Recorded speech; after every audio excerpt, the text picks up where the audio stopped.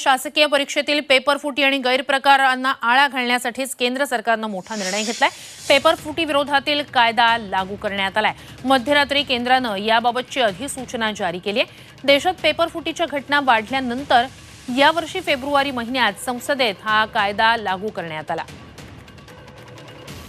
तर आता पेपरफुटीच्या घटनांच्या पार्श्वभूमीवर नीटमधील घोटाळ्याच्या पार्श्वभूमीवर केंद्र सरकारनं एक महत्त्वाचा आणि मोठा निर्णय घेतलेला आहे। पेपरफुटी विरोधी कायदा लागू करण्यात आलेला आहे। मध्यरात्री त्याची अधिसूचना जारी झालेली आहे। तर या कायद्यातल्या नेमक्या तरतुदी काय आहेत जाणून घेऊया।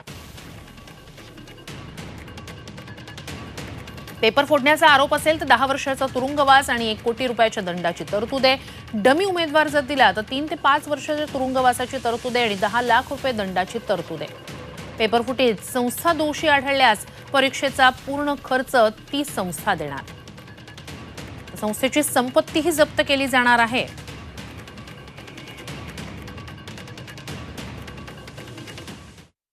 या माध्यमातून एखाद्या ठिकाणी पेपर लीक होतं आणि पेपर लीक झाल्यानंतर मात्र त्याचे प्रतिसाद त्या राज्यात किंवा देशामध्ये उमटण्याची शक्यता असते।